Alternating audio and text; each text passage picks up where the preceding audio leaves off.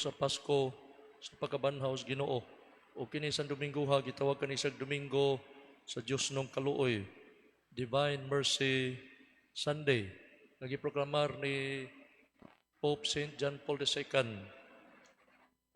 ang kaning Domingo ha. Pagpa pagpadayag usab sa debosyon sa Divine Mercy nga gitahas sa Ginoo ngadto kang Santa Maria Faustina Kowalska, usa ka madre nga taga Poland. O ani ang sab kita sa panahon sa pagkabanhaw og 50 kini kaadlaw, 50 days the season of Easter, no?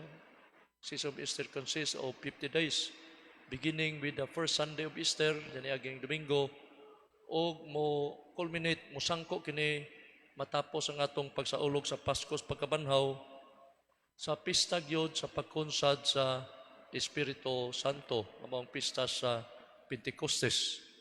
Ug nining panahon na gipahinumduman kita ng Ginoo nga namatay, nabuhi pag-usab. Muna ang atong mga liturhiya, itong mga kanta, madasigon, alive, kanang malipayon, no? Muna ning panahon sa Easter season, madasigon ta, malipayon, kay ang Ginoo nagbadaogon. Nagbadaogon siya batok sa kamatayon o sa sala. O ang iyang pagkabanhaw, mo'y nahimong pasalig, nga kadtong nangamatay, pagabanhaw no sab matupan San Pablo, no? Unya matupan San Pablo, mingon siya, kay kun wala pa banhawa si Kristo, kawang lamang ang among giwali, among gitudlo, o kawang usab ang inyong pagtuo. Ang tinuod mao, matupan San Pablo, nga gibanhaw si Kristo, ingon nga pasalig nga kadtong nangamatay, banhawon usab kay ingon nga miabot ang kamatayon pinaagi sa sakatawo, moabot usab ang pagkabanhaw pinaagi sa sakatawo. Kay ingon nga nangamatay ang tanang mga tao tungod silang pagkahiusa kang Adan, banhawon usab ang tanan tungod sa ilang pagkahiusa kang Kristo. Ug ang pagkabanhaw sa Ginoo naghatag kini og dili lang kalipay kadasig, naghatag sa kahum sa mga apostoles. Kay mga apostoles matud pa nahibaw-an sa mga kadakuan sa mga pari sa dang gisukit-sukit sila nga wa day mga grado, mga tawo nga wa maka-eskwela, dili mga ilado. Pero nganong nakakabig man silang mga tawo, nganong daghan mang nagpabunyag, nganong daghan mga kahibulungang mga butang nga nahimo diha kanila tungod kay si Jesus nga nabanhaw nakig-uban man kanila. Mato pa sa Ginoo, panglakaw kamo sa tibuok kalibutan ug isangyaw kining maayong balita. Ug bunyagi sila sa ngalan samahan sa Anak sa Espiritu Santo hinumdumi. Ako magauban kaninyo sa kanunay hangtod sa katapusan sa kalibutan. Sa ila lang pagkatao mga apostoles, wa sila mahimo. Pero tungod sa nabanhaw Kristo, ang ilang mga pulong nahimong gamhanan. Ang ilang mga pulong nakaayog mga masakiton. Ang ilang mga pulong nakakabig og daghang katawhan nga misunod kang Kristo. Munang ilang mga pulong nahimong mga gamhanan ug ang ilang mga buhat nahimong kahibulungan tungod kay si Kristo nga nabanhaw nakig-uban man kanila. Pero sa dihang ang Ginoo wa pa makig-uban kanila, no? Sa dihang namatay ang Ginoo, nanago ang mga apostoles ug mao ni atong nadungog sa ebanghelyo nga samtang ang mga apostoles dito sa lawak nga gitrangkahan kay nahadlok sila sa kadakuan sa mga Hudiyo. Nahadlok sila nga sila na say sunod dakpon, patyon. Kay nagtuo man sila nga pagkamatay ni Jesus, nahanaw sad ang iyang handumanan. Pagkamatay ni Jesus, nangahadlok, nanago ang mga apostoles. Muna ang pagkabanhaw sa Ginoo, ang Ginoo mipakita kanila aron paghatag lag kadasig. Mato pa sa Ebanghelyo, pagkakita na nalipay pag-ayo ang mga tinun-an sa ilang pagkakita sa Ginoo. Nganong nalipay man sila? Tungod kay ang Ginoo mas gamhanan pa kaysa kamatayon. Para nila, ang Ginoo way makalupig. Ang Ginoo gamhanan, no, way imposible sa Ginoo bisan pagipatay, pero mabuhi pag yun ang Ginoo, no? Nya ang Ginoo ini panahon sa pagkabanhaw, no, the season of Easter, Jesus appears, no? And disappears. Napakita niya, nahanaw. Napakita siya sa mga tao nga nahigugma kaniya.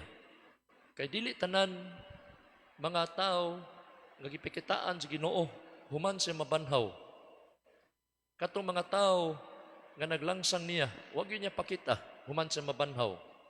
Katong mga tao, mga Parisiyo, mga Hudiyo, kadakuan sa mga Hudiyo, mga kadakuan sa mga pari nga milampos, pagpadakop, pagpalangsang kang Hesus. Wag yun pagtuo kang Hesus, wag yun sa magpakita kanila. Katong mga tao nga nalipay sa kamatayon ni Hesus, katong mga tao nga way pagtuo kang Hesus, katong misalikway kang Hesus, wag yun sila pakita ni Hesus sa diyang nabanhaw siya. Kinsa ra may gipakitaan si Ginoo sa diyang nabanhaw siya. According to tradition, ang unang yung gipakitaan sa Ginoo human sa mabanhaw, mao gyud ang mahal nga birhen, iyang inahan o atong inahan. Kay kung dunay dako kasakit sa Ginoo, kung dunay dako kay mga pag-antos sa kamatayon sa Ginoo, walay lain ang iyang inahan. Munay according to tradition, but according to the Bible, ang unang tao nga nakahibaw nga nabanhaw ang Ginoo mao si Maria Magdalena. O nipahibalo siya kang Pedro, ang pangulo sa mga apostoles, o miadto sa sulubnganan, o misunod sa San Juan, evangelista. Yan na unag abot kay batanon man ni San Juan, o ang pagkakita ni San Juan, mituo siya. Munang ang unang tao nga gipakitaan nga nabanhaw ang Ginoo, ang mahal nga birhen, according to tradition, according to the Bible, si Maria Magdalena mo'y unang nakahibaw nga nabanhaw ang Ginoo, ug ang unang gipahibaw sa mga apostoles mao San Pedro. Pero ang unang mituo nga nabanhaw si Jesus mao si San Juan nga gitawag og the beloved disciple, ang kinasuuran sa kasing-kasing ni Jesus, no? Nya ang pagkabanhaw sa Ginoo nakalipay sa mga tinun-an, pero wala sad siya matagbaw si Santo Tomas. Sa dihang ikaduha ka semana nagpundok mga apostoles, gisuginlan siya sa mga kauban niya apostoles nga nakita namong Ginoo. Unya mihagit si Tomas, gawas ko akong mahikap ang samat siyang kilid, samat siyang kamot, igian siyang langsang, di gyud ko mutuo. Ikatong higayon nagpakita ang Ginoo o mitungha na si Tomas o diha si Jesus o gihagit sa ni Jesus. Tomas, matupas Ginoo nga tanawa akong kamot o gikapa kini, gikapa usab sa samad sa kong kilid, tuog ayaw na pagduha-duha. Si Tomas mingon kaniya, Ginoo ko ug Dios ko. Makasabot nga so Tomas, sama sa kadaghanan nato, dili day mutuo basta di makakita. Pero sa Ginoo, para sa Ginoo, importante nga mutuo ta. Sa di pata bisan pag wala ta makakita kay mato pa ni Jesus, bulahan katong mituo bisan wala makakita.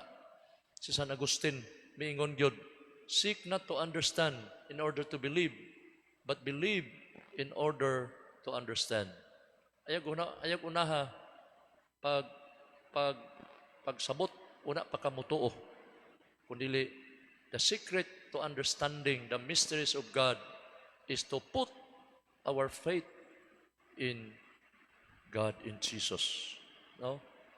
Nya, ang pagpakita sa Ginoo sa mga tinun-an, bisan gitrangkahan ang pultahan.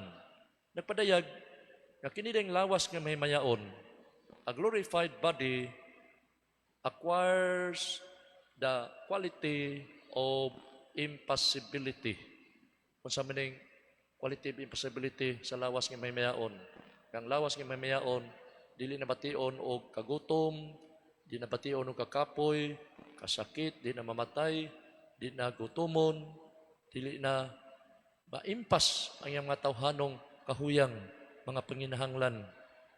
Nya ikaduha, a glorified body acquires the quality of brightness. Kay mato pa sa Ginoo, ang katawhan sa Dios dito sa gingharian sa langit mudanag samag adlaw.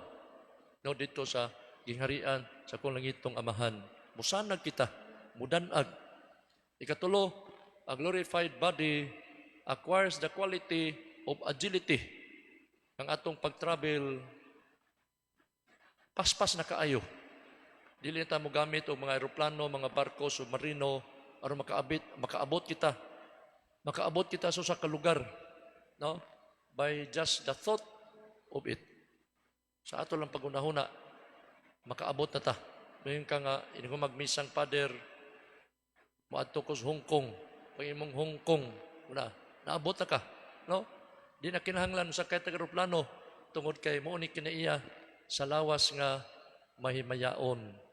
Niya kaupat, a glorified body acquires the quality of spirituality nga makalusot o mga pultahan nga gitrangkahan, gikandaduhan, bisag mga puthaw pang pultahan makalusot tungod kay ang lawas nga may mayaon is no longer subject to space and time. Ug mao kini giandam sa Ginoo para kanato nga magsunod kaniya. Nya mga apostoles sa dihang nakakita sila nga nabanhaw ang Ginoo, nahadlok ang ilang nawagtang ilang kahadlok, nahubas ang ilang pagduda, nahurot ang ilang katahap, na ang ilang pagtuo, pagsalig sa Ginoo, nahimong kumplito. Doon na nagitawag og total surrender sama ni Tomas sa Ebanghelyo karon. Iyang gihalad ang iyang tibuok kinabuhi ngadto kang Hesus kay wa na say pagduda. Ang nakanindot kay ang pagkabanhaw sa Ginoo ay ang papakita sa mga apostoles. Wala lang makalig-on sa ilang pagtuo, kundili nakapagkonbinsir. No, they became convinced that Jesus is the Messiah. Wa lang makalig-on, makalawong silang pagtuo ang papakita sa Ginoo, kundili nakapagkonbinsir pagyud kanila nga kini si Jesus tinud-anay gyud ay nga Mesiyas. Ug sa katapusan, dili tanan mga tao gipakitaan sa Ginoo human sa mabanhaw. Ang gipakitaan sa Ginoo katurang nahigugma kaniya. Pero katong mga kaaway niya, wag niya pakita. Munang ang sikreto, if you want to see Jesus, the secret is to love Jesus. Ato siyang pakpakan si Jesus kay Jesus deserves our love. Munang si Santa Faustina ang gitahasan sa Ginoo pagsabwag sa debosyon sa divine mercy, gipakitaan sa si Ginoo nganong dako kay sa paghigugma kang Hesus. Daghang kay mga santos nga nakakita sa Ginoo. Daghang kay mga santos nga gipakitaan ni Hesus sama ni San Antonio de Padua, gipasapnay sa ni Hesus. Sama ni Santa Teresita sa bata ng Hesus, gipakita sa Ginoo. Santa Abila. Daghang kay mga santos, nganuman, kay dako kay sila paghigugma kang Hesus. Munang kita, hagit ni nato, if we want to see Jesus, atong paladman, atong initon, ang atong paghigugma kang Hesus. Kay di gyud siya magpanuko, pagpakita sa kaugalingon sa nahigugma kaniya. Kaya ang pagpakita sa Ginoo, makahatag na ito kalipay sa mas Ebanghelyo karon, makahatag na ito kadasig, makahatag na ito katagbaw, makahatag na ito kabalaan, makahatag na ito o kanang gitawag og satisfaction. Kay Jesus is everything. No? If we have Jesus, we will never ask for more. Ug naanan si Jesus atong kinabuhi, wala na tay pangitaon pa. Kay diha ni Jesus anaa ang kalipay, ng kaluwasan, ng katagbaw, ng kapasayloan, naa ang tanan. no? Naa diha ni Jesus ang tanan. Pero nakinahanglan ni nato, naghagit nato nga atong lig-unon ang atong pagtuo, atong paladman, atong paghigugma. Kaya the secret, na ako nang gingon, the secret to see Jesus is to love Him totally, completely, wholeheartedly. Busa manindog kitang tanan, mag-ampo kita ngadto sa Ginoo. Nagatuo kami sa Diyos, ang Amahan, makagagahom sa nga tanan, magbubuhat sa langit ug sa yuta. Kang Kristo ang bugtong anak Ginoo nato, gipanamkon sa lalang sa Espiritu Santo, gianak Santa Maria nga Birhen, disakit sugo ni Poncio Pilato, gilangsang sa krus, namatay gilubong, mikonsad sa mga nangamatay, sa katulok adlaw na banhaw gikan sa mga minatay, bisaka sa langit nagalingkod sa tuo, sa Dios Amahan makagagahom sa nga tanan, gikan dito, balik sa paghukom sa mga buhi sa mga minatay, nagatuo ko sa Espiritu Santo, sa Santa Iglesia Katolika, pambitas mga santos, kapasayloan sa mga sala, pagabanhaw sa lawas kinabuhing way katapusan,